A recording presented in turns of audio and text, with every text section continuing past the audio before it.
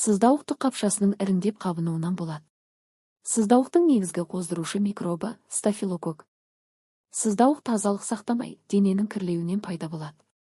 Сондай-ақ сыздауықтың шығуына организмде витаминдердің жетіспеушілігі, қант диабеті, іш ағзалары ауруының да әсері бар. Аурудың біліну белгілері.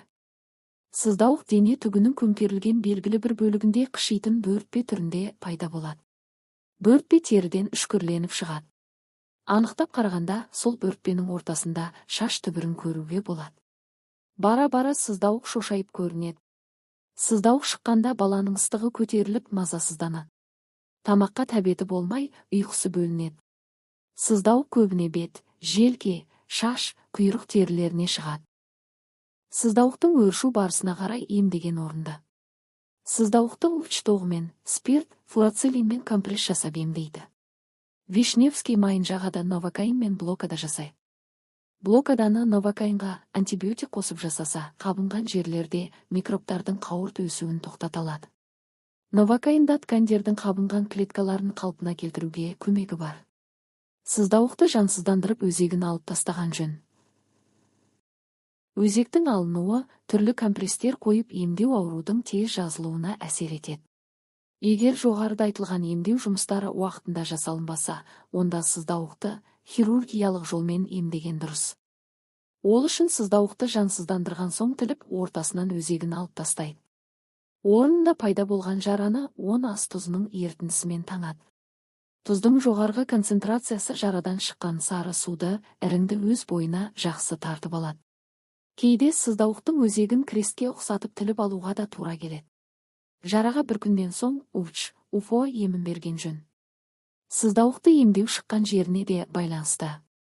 Егер сыздауық баланың бетіне, мойнына, желкесіне шықса, онда баланы дереу ауруханаға жатқызып емдеген дұрыс.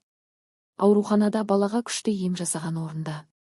Сыздауық басқа, бетке шықса өте қауіпті, өйткені оның зардабынан ми қабатының іріңдеуі, мидағы абсцесстер, мидың қан тамырларының бітелуі сияқты күрделі асқыну болуы мүмкін. Сыздауықты еш уақытта сығуға болмайды. Біріншіден, терең орналасқан өзекті тері бетіне толық шығара алмайды. Екіншіден, қанға іріңмен бірге микробты түсіруі мүмкін. Күн суытқанда сыздауық жиі шығады. Оны кей жерлерде шихан деп те атайды. Сыздауық асқынып кетсе, көпке созылады. Әсіресе бетке, мойынға шыққанда өте қауіпті. Өйткені қан тамырлары арқылы аурудың уыты миға шауып кетуі мүмкін. Сыздауық суықтың әсерінен, майлы без бен тканының қабынуынан және киім қажағанда не терінің бір нәрсе сызып кеткен жерін ауру қоздырғыш стафилококк микробы енуінен болады. Сыздауықтың жалғасып бірнешеу болып шыққан түрін фурункулез дейді. Сыздауықты қолмен сығу, инемен, түйреуішпен шығу мүлде қате. Оның жарылып ішіндегі соқтасымен қанды іріңнің шығуына тек дәрігерлік емді ғана пайдаланған жөн. Адам дұрыс тамақтанып дене төсек орын тазалығын сақтаса, спортпен айналысса, сыздауықтан аулақ болады. Шиханның бірден бір емі пияз. Пиязды екіге бөледі де бір жартысын табаға күйдірмей қыздырады, былқылдап босаса жеткілікті. Ыстық күйінде шиханның аузына тартып таңып тастайды. Пиязды 4 сағат сай жаңалайды. Көп кешікпей шихан жарылып жазылады.